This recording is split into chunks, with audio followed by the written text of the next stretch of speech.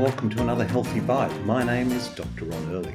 I'd like to acknowledge the traditional custodians of the land on which I am recording this podcast, the Gadigal people of the Eora Nation. Pay my respects to their elders past, present and emerging.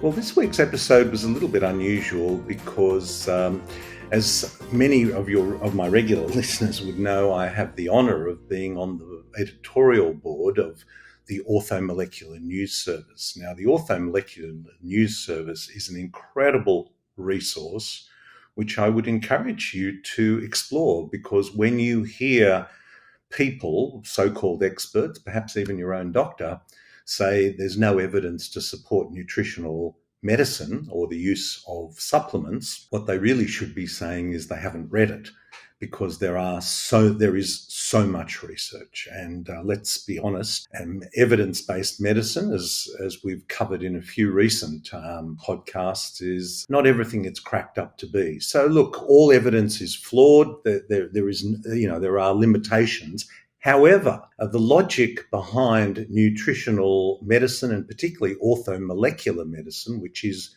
the use of supplements, makes sense. You see, when you look at how biochemistry works, how every cell in your body works, if you were to Google the Krebs cycle, Krebs, just Google it and have a look at the cycle of a biochemical cycle which goes on in our body. Oxidative phosphorylation, another one. Gluconeogenesis, another one. Look, I'm throwing terms out there, but these are biochemical processes go on in each and every cell in your body from the moment of conception and right through your life. So the knowledge of biochemical processes is really important if you are interested in not just managing chronic disease, but actually curing disease, understanding why things go wrong so that you can fix it. And one thing we know for sure is the body never has a deficiency in statins, in paracetamol, in antidepressants, in mRNA vaccines. There's no deficiency there, but we need a nutrient-dense diet in which to function optimally. And that is what the Orthomolecular News Services focus on. And so I'm incredibly honoured to be part of that. And I've had the pleasure, the privilege of interviewing many of the members of that, Thomas Levy being one, Andrew Saul, the editor of the Orthomolecular News Service, another, Richard Cheng, Carolyn Dean, Todd Penberthy, Michael Gonzalez, and I've really been, and of course Ian Brighthope, who I've had on many, many times. And it was during my time as president of the Australasian College of Nutritional and Environmental Medicine that I was invited to be on there. Well, I followed the email interchange between these remarkable practitioners, clinicians, researchers, educators. And on one occasion, I was sharing with them a book that I had read recently called The Human Evolution by Robin Dunbar. And in that was an article or a part that really caught my attention, and it was the focus of this week's episode. So Richard Cheng actually interviewed me, and it was a conversation for the Orthomolecular News Service, and it was a conversation which focused on brain development, because that's a pretty important part of our evolutionary journey. The way in which not only our brain size has increased, but which part of our brain has increased. You see, when we split from the apes and from chimpanzees some 6 million years ago, around 4.5 million years ago, we got up on two legs, and they were Australopithecus. And the brain size of Australopithecus, just to put a figure on it, was about 450 cc. So never mind the volume, the measure, but just hold that figure in your head for a moment. And then about 3 or 4 million years ago, Homo habilis, which started to use more advanced tools, stone tools, was an increase in brain size to around 750 cc's. And then something remarkable happened when Homo erectus started to develop more sophisticated stone tools, and that opened us up to a greater array of foods, particularly when it was combined with fire. So we started to eat more animal-based foods. Yes, animal-based foods are an important part of our evolutionary journey, but let's just focus on brain size. So brain size increased again to about 1,000 cc's, and so it developed. And then as we consumed these nutrient-dense foods, because one thing animals do is they spend an awful lot of time grazing on food which we could not consume, but miraculously they convert it into meat, which if we cook it, makes it more bioavailable to us. And so the ability to cook food then animal-based foods, resulted in an increase in brain size. And that brain size increased when we got to Homo sapiens at our height. The Homo sapien brain was around 1,400 cc's. So remember, we started with the similar brain size to our chimpanzee ancestors, Australopithecus 450. By the time we got to Homo sapiens, about 200,000 years ago, our brain size got to around 1,450 cc's. Interestingly, the Neanderthals had a bigger brain size than we did, but it was different. Their brain size was bigger in the back of their brain, where the orbital or visual cortex was centered. And it's postulated that when they were in the northern hemisphere in darker climates, particularly during winter, their visual acuity needed to be more finely tuned. But what was interesting was that around 70,000 years ago, the Homo sapiens, and remember, 70,000 years ago, something remarkable happened. We started to move out of Africa, and very quickly we moved across the continent to our own Australian, where it's in Australia. We have the longest surviving human culture in human history, because, the indigenous populations of Australia, the Aboriginal and Torres Strait Island people, inhabited Australia at least 65,000 years ago. But anyway, the point being that we moved out of Africa 70,000 years ago. And what was really interesting in this book, which I'm holding up now, which is Human Evolution, Robin Dunbar, there was an article in a part of this book which said about 70,000 years ago, we formed a symbiotic relationship with a very important bacterium called tuberculosis. Now, tuberculosis is a serious disease, and there are human forms and there are animal forms. But in those early days, the human form was not pathogenic. It was not life-threatening.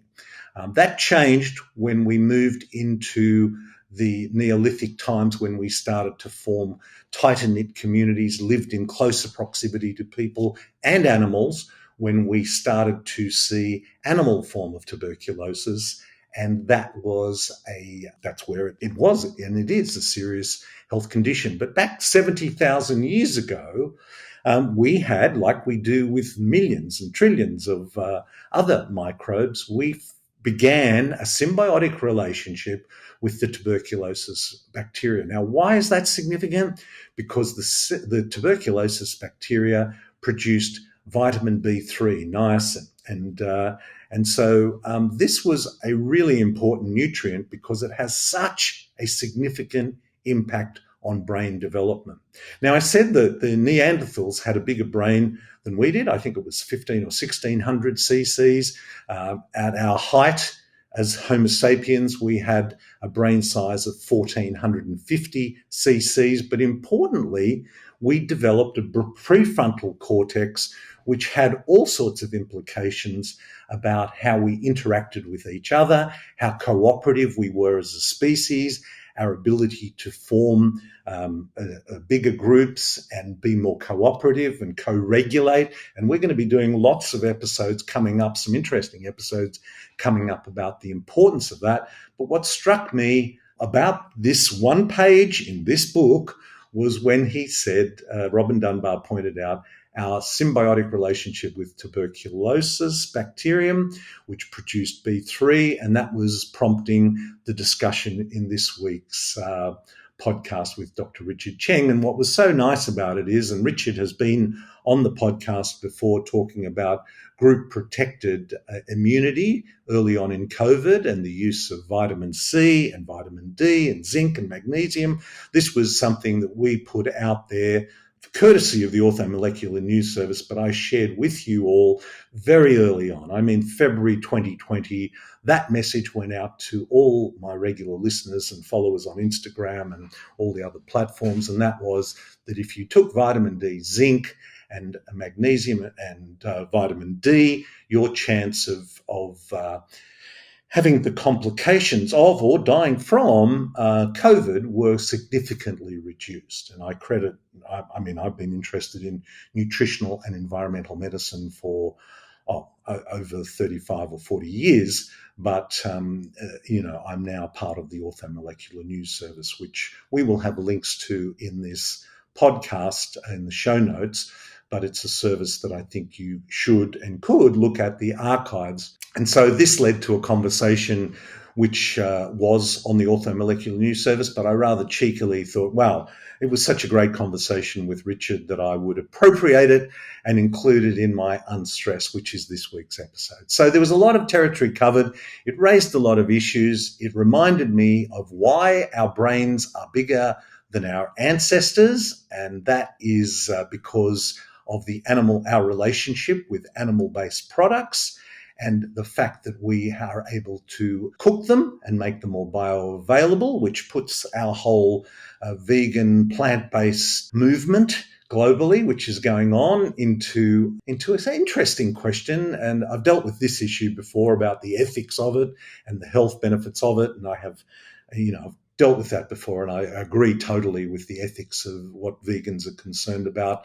But as another guest on my podcast, Alan Savory, once said, don't blame the resource, blame the way the resource is managed. So don't blame meat, blame the way it is managed, because industrial animal agriculture, feedlots, pens, cages, is just not the way to treat animals. And what's not good for the animal is not good for us. It's not good for the planet. However, if you are treating the animal well, as is the case in regenerative agriculture, then hey, guess what? Not only does the animal have a happy life, one bad day in their life, hey, don't we all?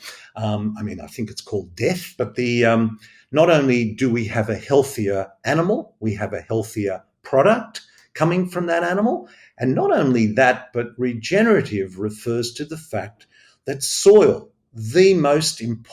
arguably the most important resource we have on Earth, because it's in healthy soils that healthy foods are grown. Yes, I know hydroponics and I know industrial animal agriculture can grow lots of food, but that doesn't mean it's healthy or fit for human consumption. We are losing soil at the rate of, well, depending on who you read, but anywhere from 25 to 75 billion tons of soil is lost every year. And it's been estimated that we only will have enough soil for another 60 harvests. Whether it's 50, 60 or 100 harvests, we should not be squandering this important resource. And therefore, regenerative agriculture plays an important role. It takes nature 500 years to grow 1 inch or 2.5 centimeters of soil. On a well-managed regenerative farm, which has been a topic of conversation on this podcast for many years and will continue to be, you can grow 1 inch or 2.5 centimeters of soil, not in 500 years, but in 3 to 5 years. So don't blame the resource, blame the way the resource is managed. So that's what this week's podcast kind of touched on, focused on, but it alerted me to a whole range of other issues, which I think is something we should all be engaged with. I hope this finds you well. Until next time, this is Dr. Ron Ehrlich. Be well. This podcast provides general information and discussion about medicine, health and related subjects. The content is not intended and should not be construed as medical advice or as a substitute for care by a qualified medical practitioner. If you or any other person has a medical concern, he or she should consult with an appropriately qualified medical practitioner. Guests who speak in this podcast express their own opinions, experiences and conclusions.